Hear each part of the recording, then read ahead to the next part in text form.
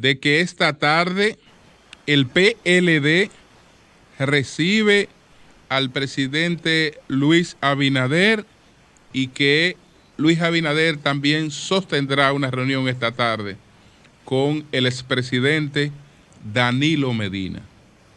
Entonces, Julio, ya terminaron todos los comentarios. Podemos hacer un pequeño debate sobre esto. Tenemos una entrevista ahora. Anda para el carajo. Bueno, hay una entrevista ahora, el José. contenido. Entonces, no, yo sé, pero yo decía para debatir con el público si el PLD, como dice Camejo, debía hacerle coro al gobierno o no. Bueno, pero el PLD. Pero vamos con la entrevista y después hacemos eso. El PLD va a recibir a Luis Abinader. No es Temo, no. Es el PLD que lo va a recibir. Y también él se va a reunir, él va a hacer una parte esta con tarde Danilo. Con el una parte con Danilo especialmente. Exactamente, con el presidente Danilo Medina. Perfecto. Entonces, bueno, ahora vamos a conversar con el empresario Carlos Gómez, ingeniero, empresario. Él es presidente de la empresa Inversiones Parach. Podríamos decir en términos populares, es aquí el hombre de los tres brazos. Sí. Bueno, ya sí te entendieron. Sí. Una de las partes, porque está la otra. Sí ¿Cómo se llama? Titulatec. Pero el que le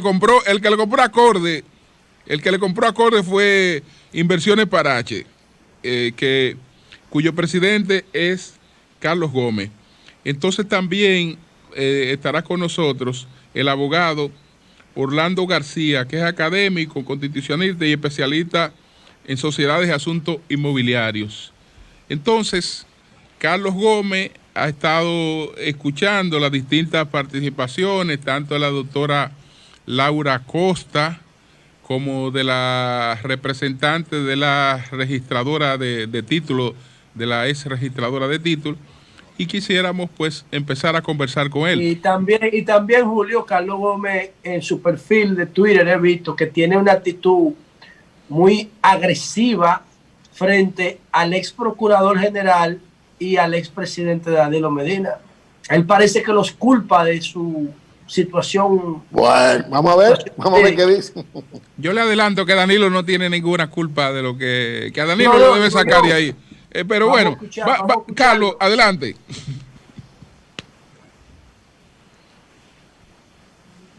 No se escucha, Carlos. No se escucha. Hay un problema de conexión porque no lo tiene desactivado, pero no se oye bien. No se oye bien, entonces. Bueno, lo Carlos, que tiene que hacer es... Bueno, es que Carlos es un experto de informática. Bueno. Ahí me escuchan. Ahí te escuchamos. Ahora sí. Ahí te escuchamos. Bueno. Entonces, Carlos, sería bueno buenos días. Escuchar tu... Carlos, buenos días. Mira, ¿cuál es tu cuenta de Twitter? Se llama CA Gómez W.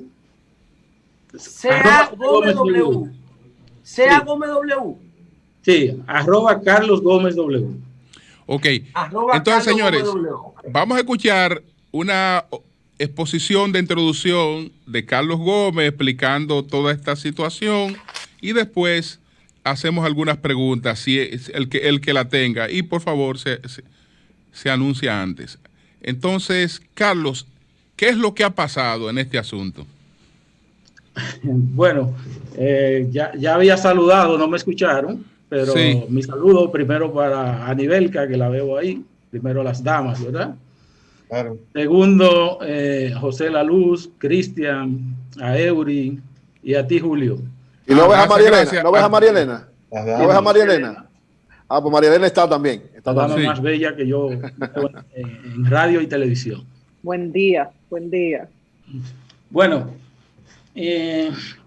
queremos comenzar, digamos, nuestra participación es básicamente para aclarar algunas imprecisiones que nosotros entendemos que hay en la participación tanto de Laura Costa como la participación del señor Leoncio Almanzar y la participación de la abogada apellido Pujals, que es la abogada que representa a la señora Rosabel Castillo. En ese sentido, comenzando por Laura, nosotros coincidimos con ella de que esto no es un tema personal, sino que esto es un tema de las acciones de cada uno de nosotros. Entonces, una de las preguntas que hizo Julio en su exposición fue cuánto ella había cobrado de los 17.2 millones, pero tú sabes que los abogados son muy evasivos. Al final, yo no sé, Julio, si tú quedaste claro cuánto ella cobró. Julio. Bueno, pero a mí no me interesa mucho cuánto ella cobró. Adelante. Bueno, pues a mí sí me interesa, Julio, porque, ¿qué pasa? Eso se hizo con dinero del pueblo. Sí. Se hizo una contratación aparentemente grado a grado porque nadie vio la licitación. Carlos, en ese aspecto no se hace licitación por un tema de confianza en los procesos jurídicos. Es decir, un abogado no puede ser el que te toque por una licitación. Tiene que ser alguien en el que el imputado tenga algún grado de confianza. Está muy bien, Julio, sí, cuando se trata de temas privados, pero en temas públicos, por ejemplo, habría que preguntarle a Carlos Pimentel si la ley 340 contempla eso. Sin embargo, son preguntas que hay al aire. Yo entiendo que ella sea de confianza del señor Montalvo, de Dantes, de la gente que lo contrataron. Yo tengo el contrato aquí, está firmado. Por las calidades. Déjame decirte por quién está firmado. Por Flavio Darío Espinal, licenciado José Dantes Díaz y el licenciado Lidio Cadena. Eres tú quien está diciendo que ella es de confianza de esa gente, yo no sé. Una imprecisión importante. Yo no estoy diciendo, escúchame, Carlos Gómez, yo no estoy diciendo que ella es de la confianza personal. En términos generales te estoy diciendo que en las contrataciones de abogados no se llevan los procedimientos de la ley de compra y contrataciones del Estado por un asunto de confianza en los procesos jurídicos. Yo no estoy diciendo que ella específicamente, en este caso, sea de la confianza personal, sino te estoy hablando en sentido general. Pero adelante, bien, Carlos. Bien, son cuestionantes, simplemente que no quedaron claras y por eso las pongo sobre la mesa. Carlos, pero deja los criterios míos fuera de tu planteamiento. Vamos a escuchar lo tuyo. Sí, hay un planteamiento de ella, por ejemplo, que dice, si tú puedes poner ahí, la chica que nos asiste, si nos puede poner el contrato, el documento 1 que nosotros le mandamos. En ese documento primero, en el primer documento. Sí, ya está puesto. Aunque no lo vea, está puesto. Sí. Fábrica de cemento, dice. En ese documento, Julio. Adelante. Ok. En ese documento se trata de un contrato de compra-venta entre Corde y la Fábrica Dominicana de Cemento. Laura Costa dijo que esos inmuebles no eran de Corde. Y ese documento que se supone estamos presentando es un contrato entre Corde y la Fábrica Dominicana de Cemento, donde Corde asume en 1995 lo que es la propiedad de esos inmuebles. Estamos hablando, bueno, ahí lo veo, en 1995, si le pueden hacer scroll down al documento, vamos a ver que ahí son 17 inmuebles que hay. Dentro de lo que se encuentra la parcela 153A1 y la 155. Dentro de esos 17 documentos, si ves en la página 3, hay 17 inmuebles, por los cuales Corde le paga a la Fábrica Dominicana de Cemento 128 millones de pesos. No es como dijo Laura, que el Estado le pagó a Corde 128 millones de pesos. Eso es por las 17 inmuebles, por los 17 inmuebles, no por un solo inmueble ni por dos, por 17. Y eso se trató más bien, Julio, de lo que en administración se llama un cierre contable. ¿Qué es un cierre contable administrativamente hablando? Mira, para cerrar una empresa se dice que los activos y los pasivos deben ser cero. Entonces, ¿qué pasó ahí? En este documento que yo tengo aquí también y que ella quedó de enviárselo, ojalá ustedes lo revisen. En ese documento se llevan los activos y los pasivos a cero. ¿Qué significa eso? La fábrica dominicana de cemento, Balaguer la mandó a cerrar.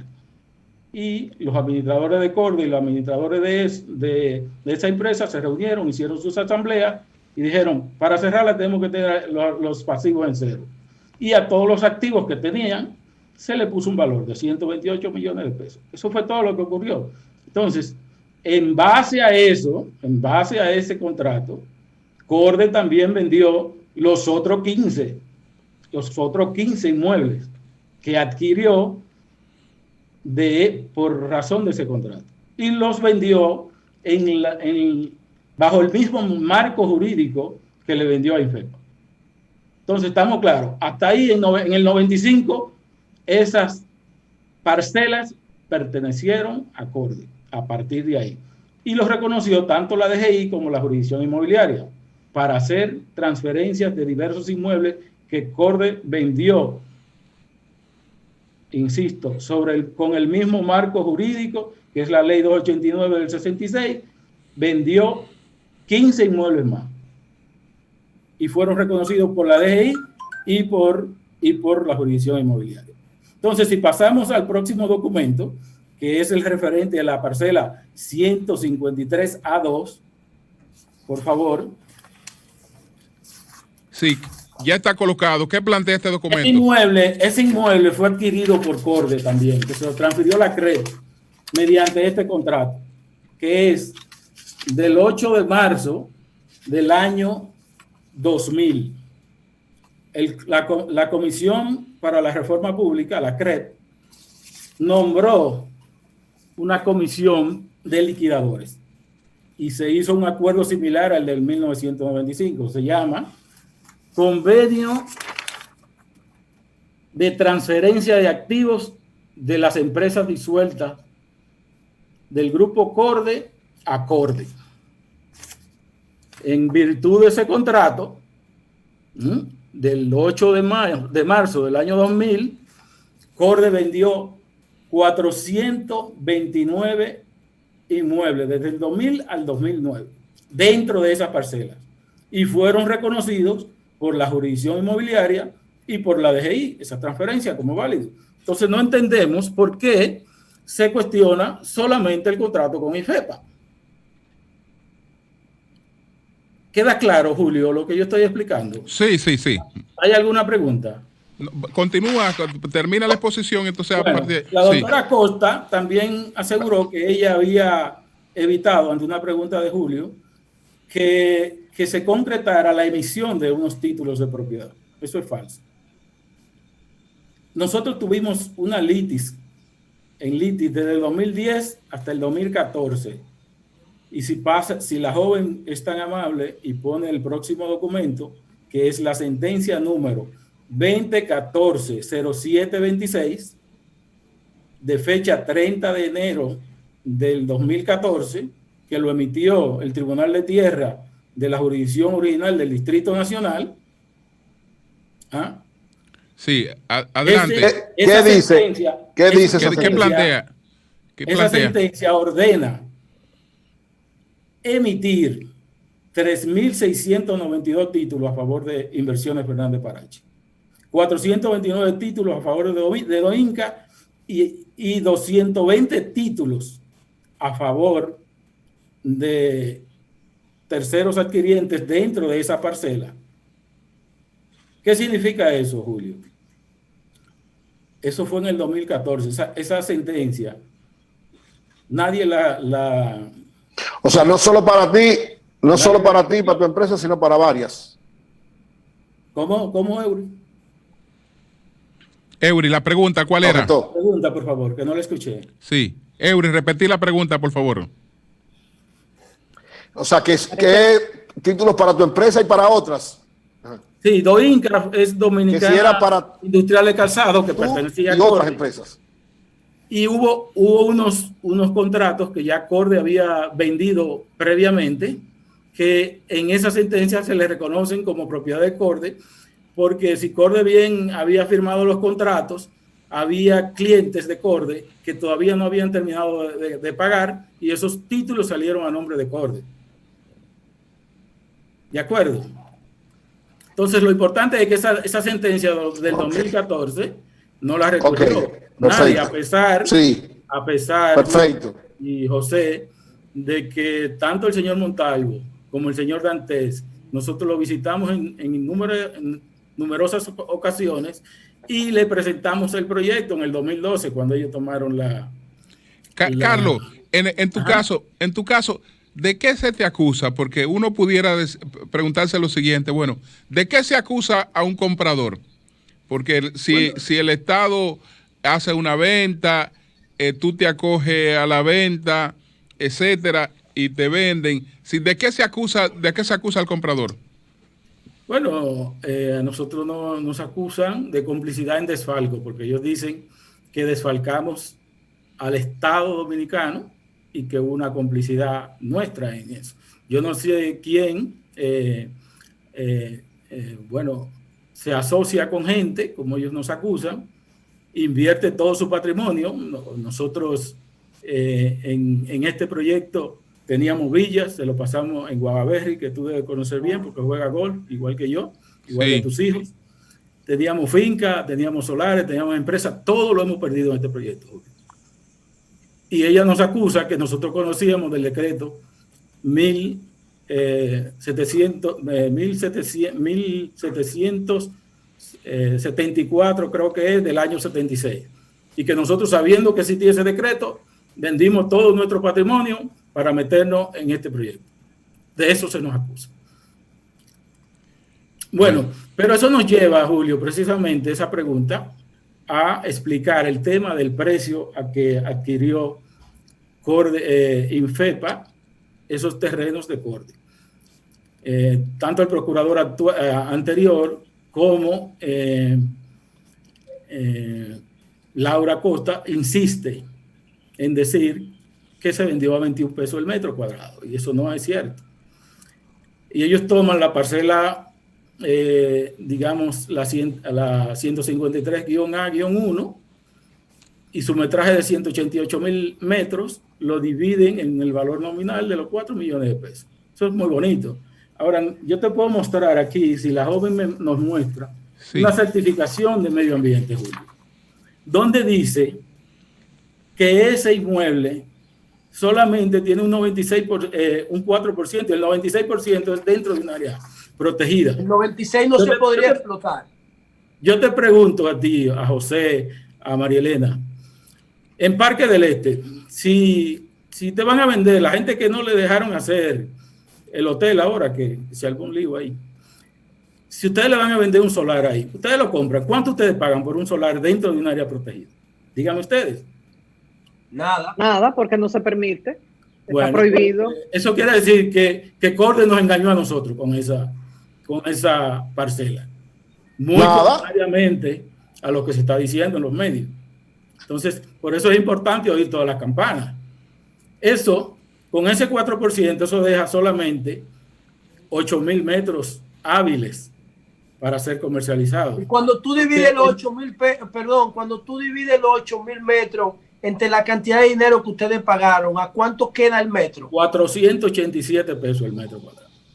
487 pesos. Tenemos todas las pruebas de eso. Es bueno que la opinión pública vaya entendiendo por dónde va la cosa. Y por qué nosotros decimos y estamos que vamos a actuar ante los tribunales con una querella y una pregunta, líder. El caso ¿por qué? De una población. Sí. ¿Por qué tú le atribuyes al expresidente y al ex procurador como cierta culpabilidad en el caso de ustedes, en la forma como ustedes fueron tratados? Es sencillo, José. Se creó una cortina de humo y eso está documentado. Cada vez que venía un caso de corrupción, ellos usaban los 3 brazos como parapeto. ¿Pero tú crees que el presidente Danilo Medina tenía interés personal en eso? No, en personal no, pero sí político, José. No estamos hablando de intereses personales, estamos hablando de intereses políticos. Nosotros sabemos que el presidente no tiene nada en contra de nosotros porque ni siquiera nos conoce. Entonces, tampoco Jan Alain. Esto no es personal, esto es un tema político-mediático donde nosotros estábamos en el lugar equivocado, en el momento equivocado. Si tú has visto, José, una película, que no es buena película, pero el concepto es bueno, se llama La dictadura perfecta. Es una, claro, sí, mexicana. Eso fue lo que hicieron, una caja china. Una caja china fue lo que hicieron con nosotros. Sí. Está el infierno, la ley de Herodes. Claro, y eso no solamente se hace aquí, eso se hace en todos los países del mundo. Bueno, entonces, hubo una supuesta estafa a los residentes de Los Tres Brazos. Eso también es mentira. ¿Por qué es mentira? La misma comisión, José, planteó que los precios de venta a que Infepa y Titulatel le vendieron en promedio a los residentes de Los Tres Brazos fue 1.167 pesos con 85 centavos. Entonces, ¿qué significa eso? Que nosotros, unos inmuebles que cuestan en el mercado, titulado, cuestan entre 5,000 y 15,000 pesos el metro cuadrado. Demostrado, porque ahí hubo expropiaciones de urbe que se pagaron a su precio. Y nosotros vendíamos 1,000 pesos. ¿Dónde está la estafa? No se ha presentado en ninguno de los procesos, ni en el inmobiliario, ni en el penal, ni en los que nosotros vamos a presentar. Bueno, ahorita yo le voy a pedir a Julio que me ponga algunas primicias que le voy a dar, pero todavía no lo voy a adelantar.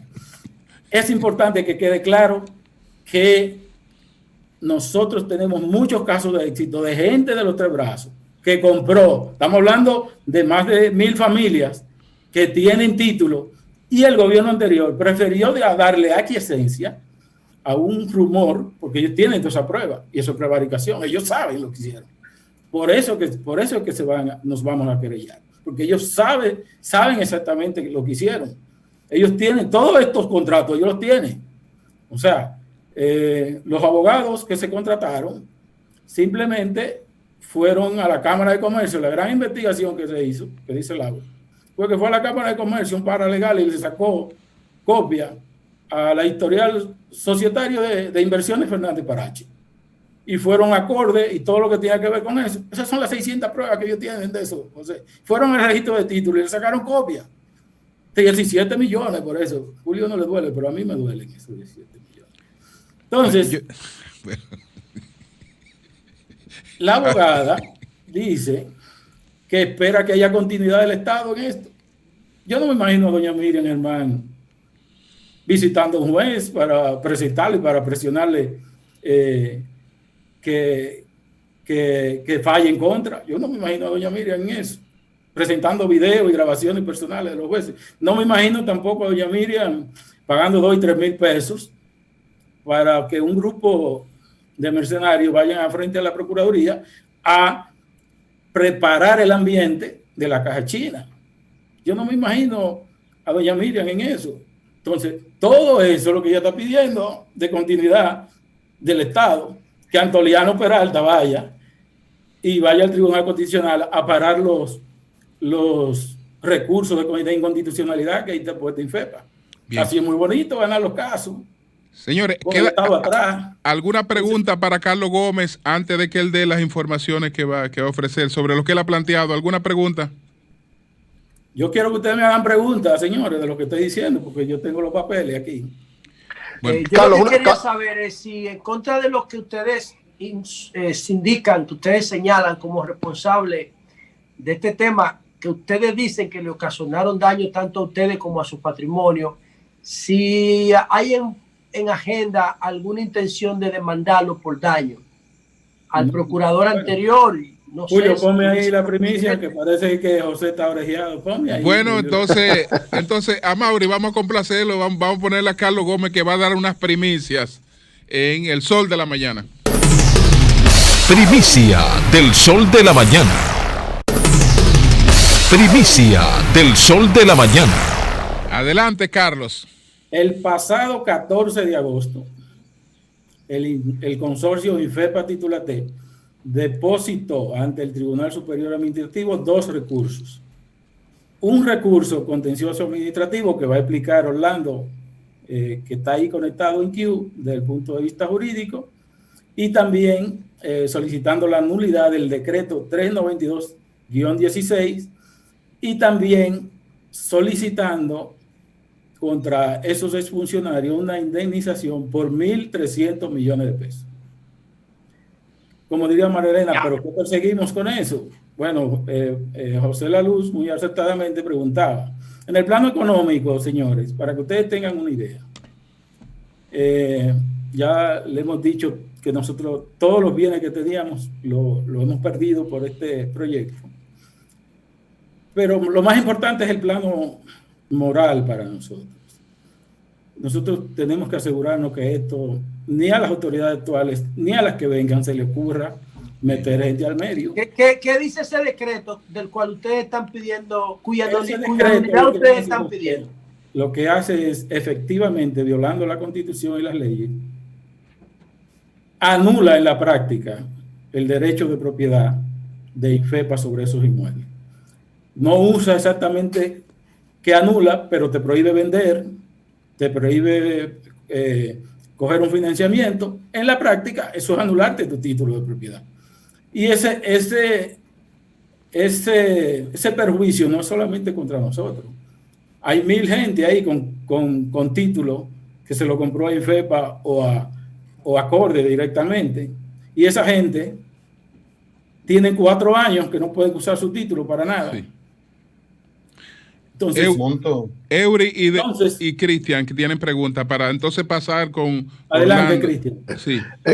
Carlos, una pregunta. La comisión que investigó toda esta situación, que después dio los resultados que planteó, ¿se entrevistó contigo, te pidió explicación, te oyó, te pidió pruebas?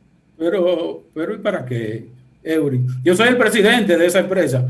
A mí no me llamó nunca, la Procuraduría nunca me llamó. La comisión nunca me llamó.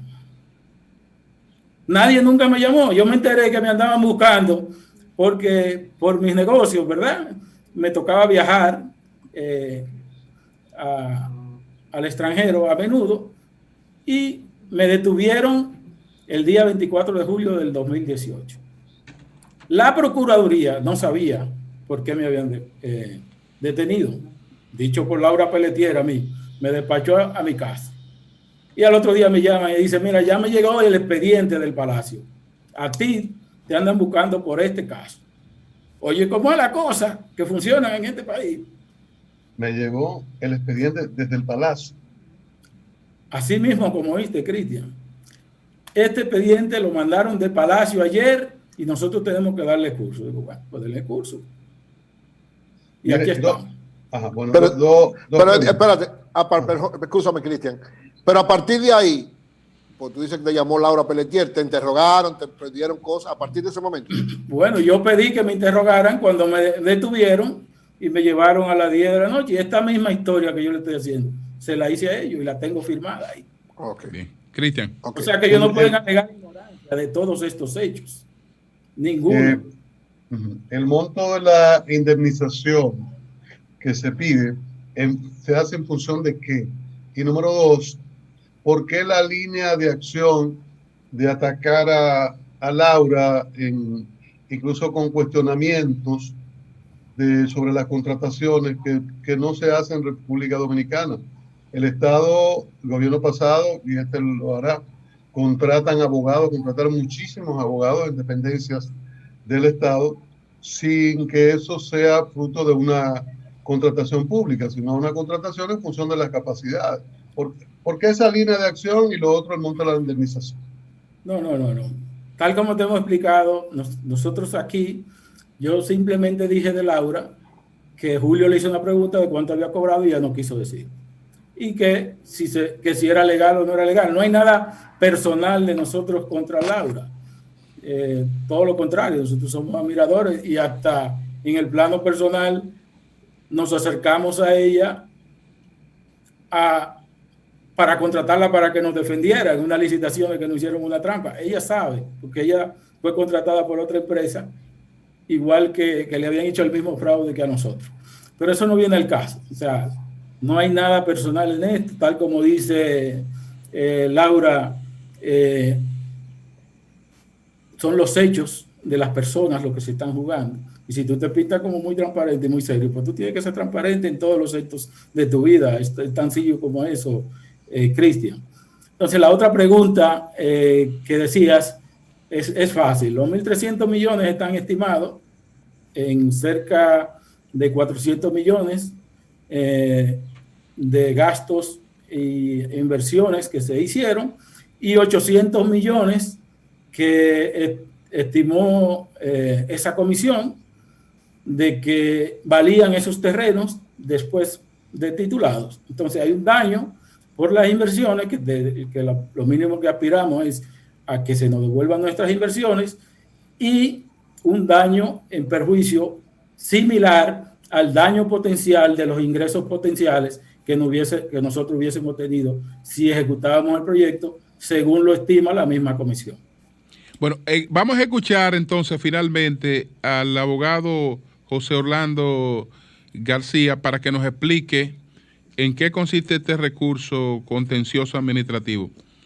Adelante, si nos escucha. Adelante. Sí, muy buenos días. Sí, muy buenos días a todos. Sí.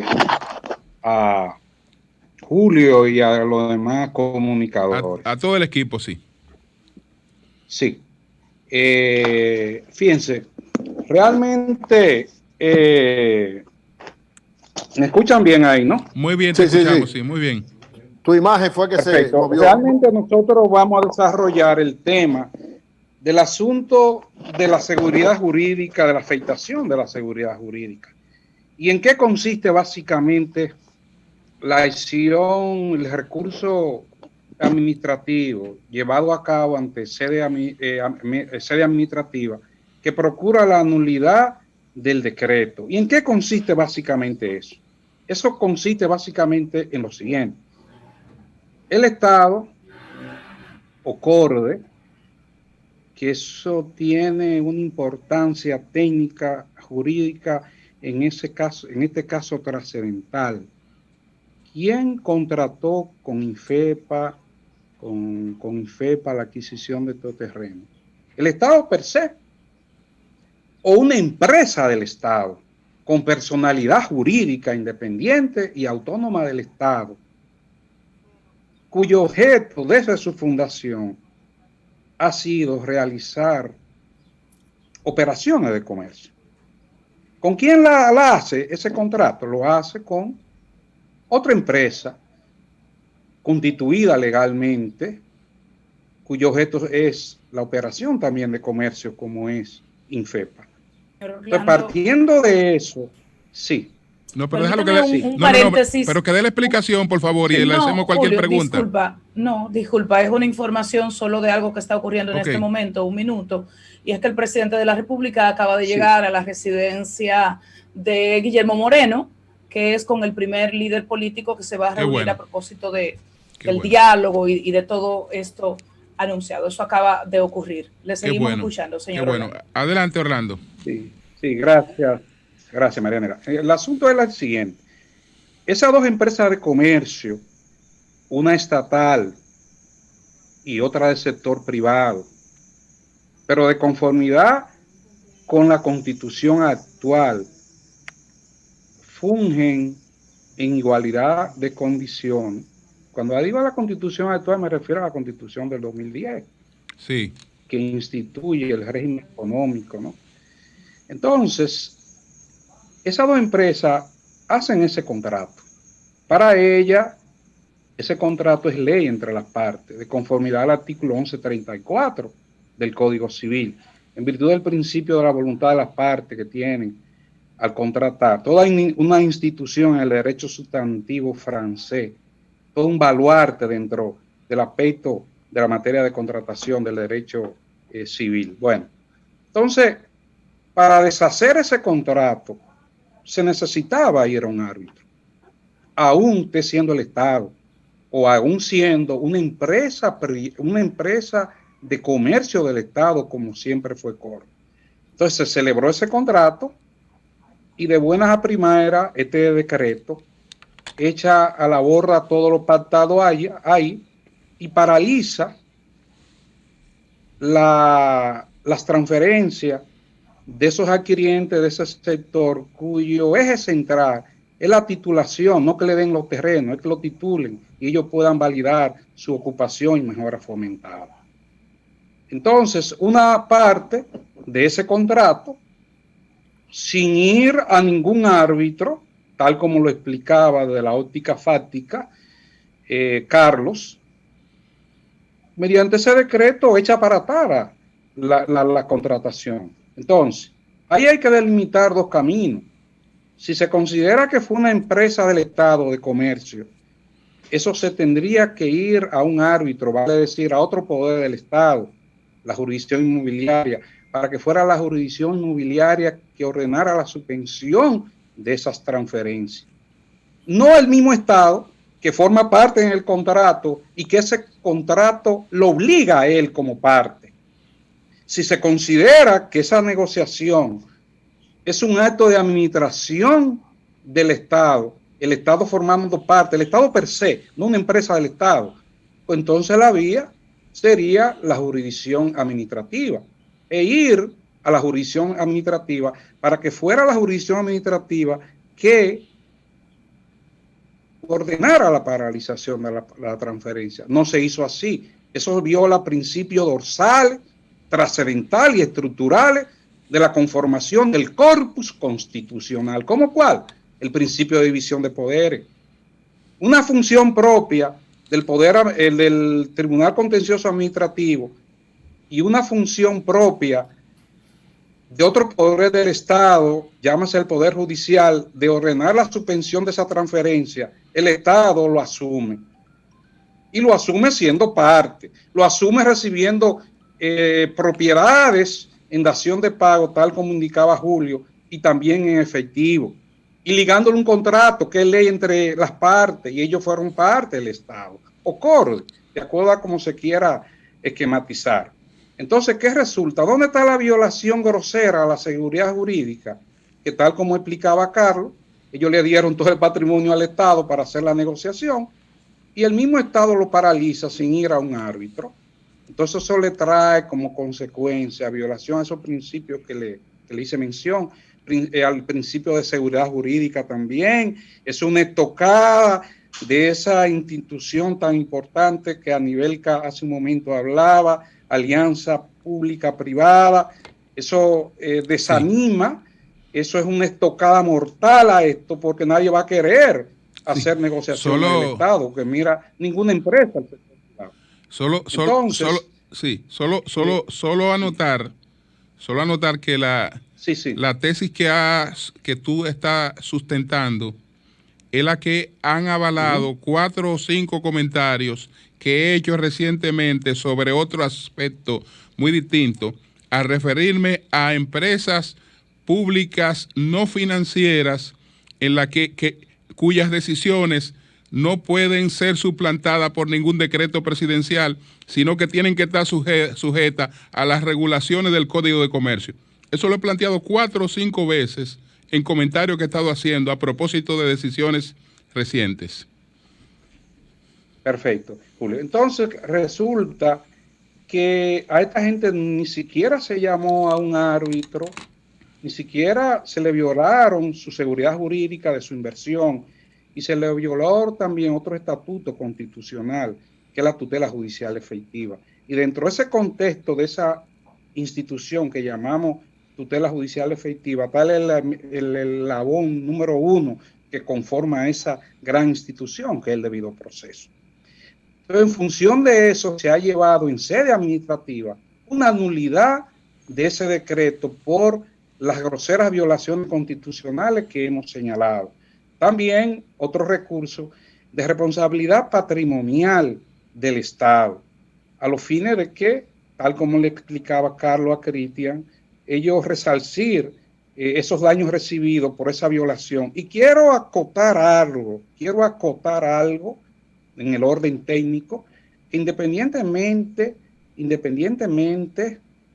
de la suerte final, del desenlace final de los procesos penales y de los procesos también inmobiliarios que se están llevando a cabo, la responsabilidad patrimonial del Estado queda concretada cuando el Estado en su accionar viola principios dorsales como lo señalado.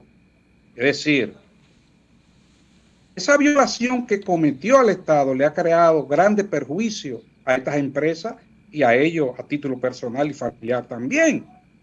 Entonces, independientemente de la suerte principal, la suerte final de los procesos penales e inmobiliarios que se están llevando, la simple violación de conformidad a esta materia nueva de derecho administrativo, dentro del derecho administrativo, la responsabilidad patrimonial del Estado, el Estado puede quedar comprometido seriamente por el simple hecho de haber emitido un decreto de esa forma. Por eso yo he dicho que el Estado o el presidente Danilo Medina estuvo huérfano de asesoría. Estuvo huérfano de asesoría teniendo un asesor dentro de la consultoría y un académico muy bien valorado y que lo valoramos también. Pero parece que toda esa formación se fue a un lado y permitió y ejecutó un atropello tan aberrante como eso. Y él lo sabe, Flavio Darío. Él lo sabe que en el mundo académico, porque ha sido más un académico que un abogado per se en ejercicio. En el caso nuestro, hemos sido un humilde abogado de ejercicio, pero también hemos estado muy ligados a la academia, principalmente de nuestra zona del Cibao. Sí. Y eso realmente hace sentir a uno la vergüenza ajena. Sí, entonces, por otro lado... Antes de que pase al otro lado, decir, Anibelka tiene una pregunta. Adelante, Anibelka. No. Sí, cómo no. Sí, cómo no. Tiene que ver mi pregunta con el nivel de información inicial que hubo respecto al caso. No solo ustedes, el gobierno, sino las personas que se suponen son las beneficiarias, los que viven en los Tres Brazos. Ellos estuvieron informados desde el primer momento de qué se trataba esto, del rol de ustedes como ente privado en el proceso. Orlando, si me permites, Orlando, yo creo que desde el punto de vista fáctico, material, le puedo responder a Anibelka. Sí, Anibelka.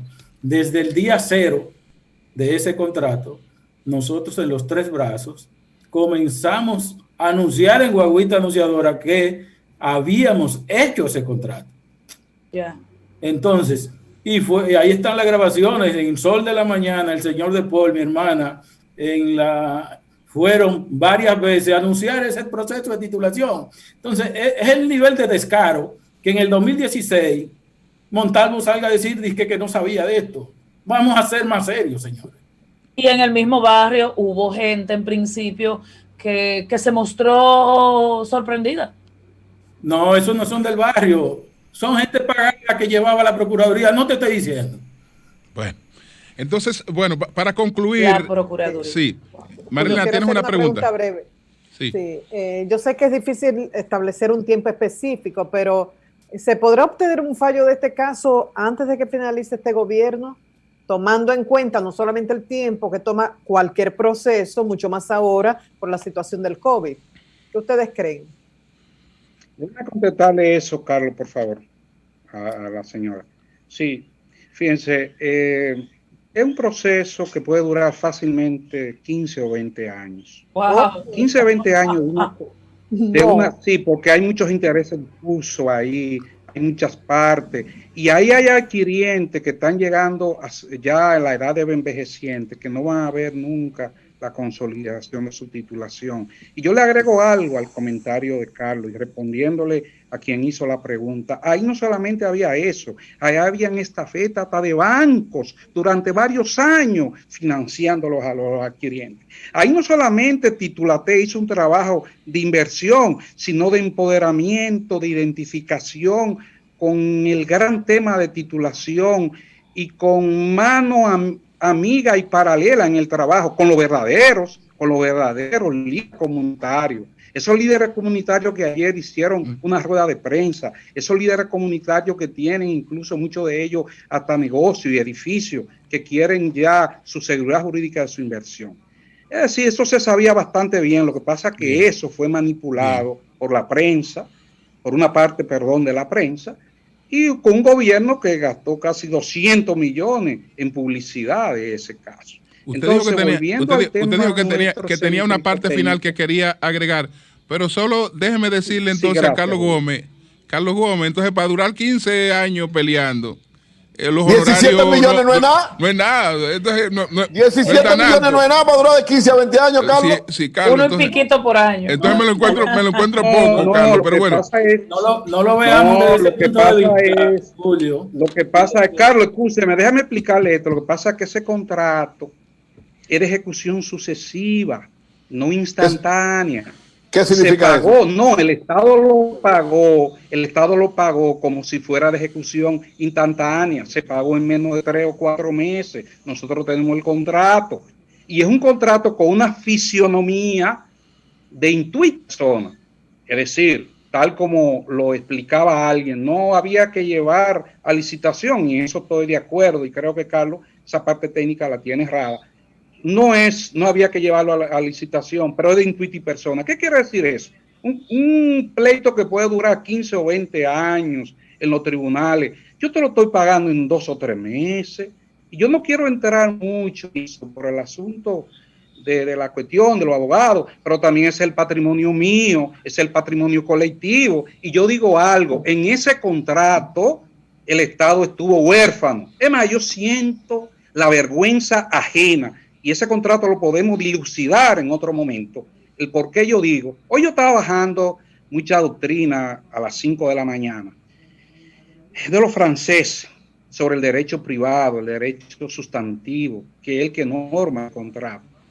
Y veo que en ese contrato el Poder Ejecutivo no tuvo asesoramiento de un experto en derecho civil, de derecho sustantivo. Señores, los franceses todavía son muy acreditado en esa manera. Sí, déjeme por último. Finalmente, sí, porque ya tenemos que terminar. Trascendencia técnica.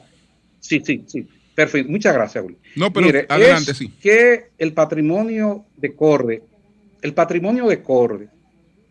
estatal, del Estado, está conformado por bienes del dominio público y bienes del dominio privado.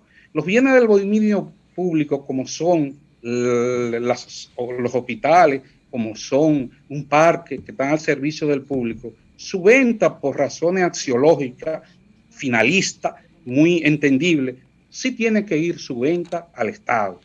Ahora, los bienes del dominio privado, como resultan ser los bienes de corte, que una sociedad estatal, sí estatal, pero de comercio, como lo es también el Banco de Reserva, no tienen que ir cada vez que van a vender al Congreso. Es un contrasentido de la naturaleza de una empresa de comercio, aún siendo estatal. Y ese criterio quedó asentado en el 1970, que lo llevó como tesis el maestro ya extinto, el maestro Sánchez Morcelo, que los bienes de corte eran embargables y podían ser ejecutados y eran transferibles también. Esa decisión en el 73 fue confirmada, ese criterio, en los años 90 también, en el 2000 y pico también. La doctrina dominicana también ha hecho esa distinción.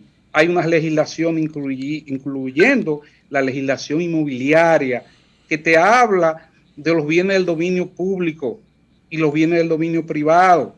Entonces se ha creado un mito manipulado, obviamente, instrumentalizado, de que esos bienes eran del bien del dominio público, y no lo eran, porque ese decreto del 74 nunca fue inscrito en el registrador de títulos, y nunca fue inscrito porque el Estado en el 74 no cumplió con su obligación esencial, que era el pago de justo precio. Entonces, la materia inmobiliaria, que doña Rosabel es toda una institución de moralidad y de formación técnica. Esa es Rosabel que está siendo procesada también.